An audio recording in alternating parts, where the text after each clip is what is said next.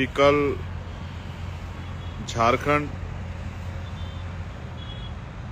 महाराष्ट्र और उत्तर प्रदेश में उपचुनाव के आधार पर, उत्तर प्रदेश में उपचुनाव में और झारखंड का दूसरा फेज और महाराष्ट्र के एक ही फेज में जो चुनाव होने वाला, मुझे ऐसा लगता है कि ये सोशल मीडिया हमारी ताकत है। हमें काशीराम साहब कहते थे कि जो सहारा देगा वो इशारा भी देगा, और वो ये कहते थे कि हमें आत्मनिर्भर बनना है, अपने पैरों पे खड़ा होना है, किसी के भरोसे नहीं रहना। तो सोशल मीडिया हमारा हथियार है। मेरा ये विश्वास था कि इसके जरिए आपसे अपनी बात रखूं। मैं गौर करना चाहूंगा मीरापुर के साथियों का, कुंदरकी, गाजियाबाद, विशेष तौर पे खैर, करहल, मजवा, फूलपुर के सभी साथियों का अपनी तरफ ध्यान आकर्षित करता हूं, और अंबेडकर नगर, कटहरी।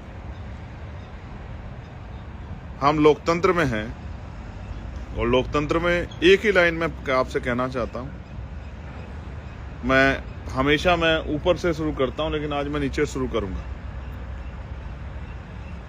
हमारे जो अंतिम महापुरुष हुए मान्यवर काशीराम साहब के रूप में, उन्होंने कहा कि जिनका राज होता है उनकी बहन बेटियों पर जुल्म नहीं होता, उनके साथ जाति धर्म के नाम पे हिंसा नहीं होती, उनको किसी के आगे हाथ नहीं फैलाने पड़ते, उनका हाथ देने वाला होता, मांगने वाला नहीं होता। इसलिए मुझे बहुजन समाज को हुक्मरान समाज बनाना है। उनके बाद मान्यवर काशीराम साहब के बाद बाबा साहब अम्बेडकर, जो हमारे महापुरुष हैं, उन्होंने भी ये बात राजनीतिक रूप से कही कि political power is the master की।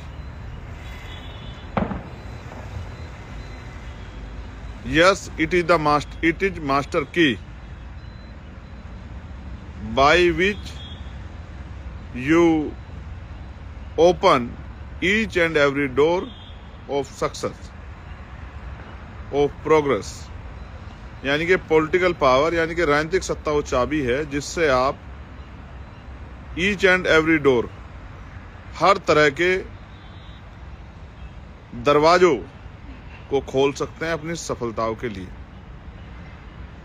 और अंत में मैं आपका ध्यान आकर्षित करूंगा संतों में संत श्रोमणी सदगुरु रविदास जी महाराज की बात के ऊपर, जिन्होंने ये कहा। उनसे पहले मैं एक बात बाबा साहब अम्बेडकर की भूल गया था, भूला नहीं था, वो जल्दबाजी में याद नहीं रही। बाबा साहब ने कहा कि राजनीति में हिस्सेदारी ना करने का सबसे बड़ा नुकसान ये होगा कि अयोग्य लोग आपके ऊपर शासन करेंगे।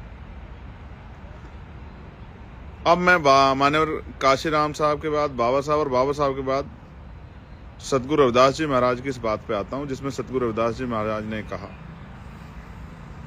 रविदास मानु सुखी बसन को सुकर है दो ठाव, एक सु स्वराज माही दूसर मरगट गांव, कि सुख शांति का जीवन जीने के दो ही रास्ते हैं।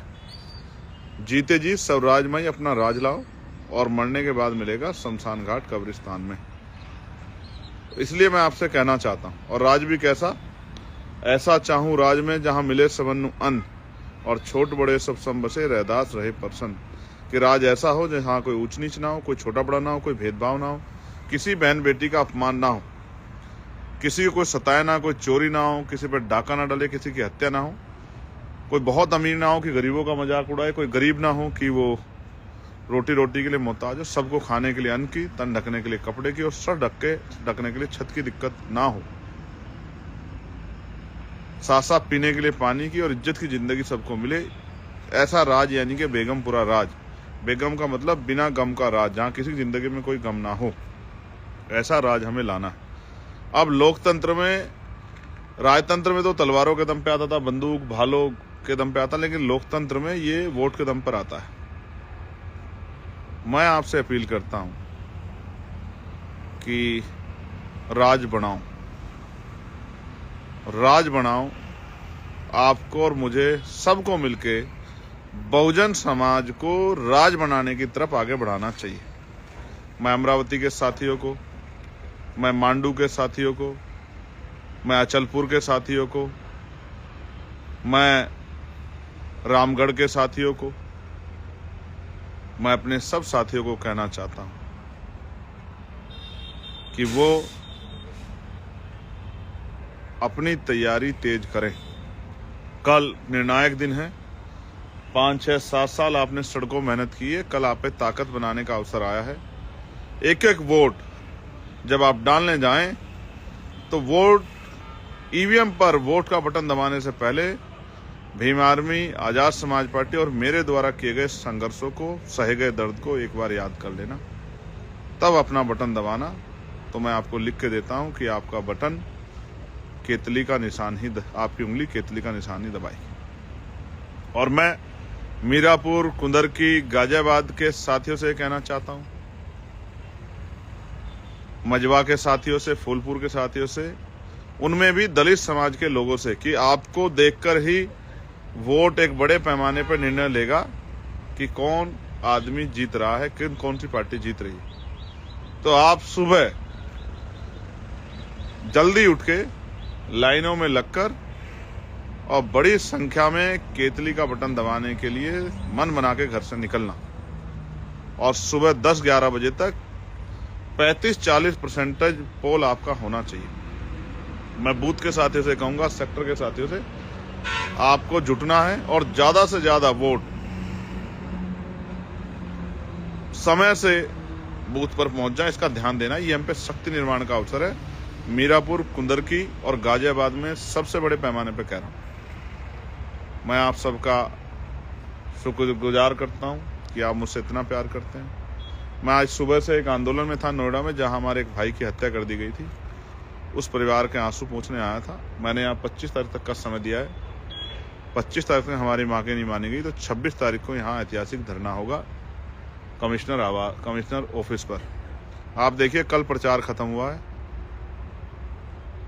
और आज मैं फिर से सड़कों के संघर्ष पे, लोगों के दुखों में घूमने के लिए, आने जाने के लिए, उनकी आवाज उठाने के लिए मैदान में हूं। मैं छुट्टी नहीं रखता, क्योंकि अभी मेरे समाज को, ये जो बहुजन समाज है, मेरी बहुत जरूरत है।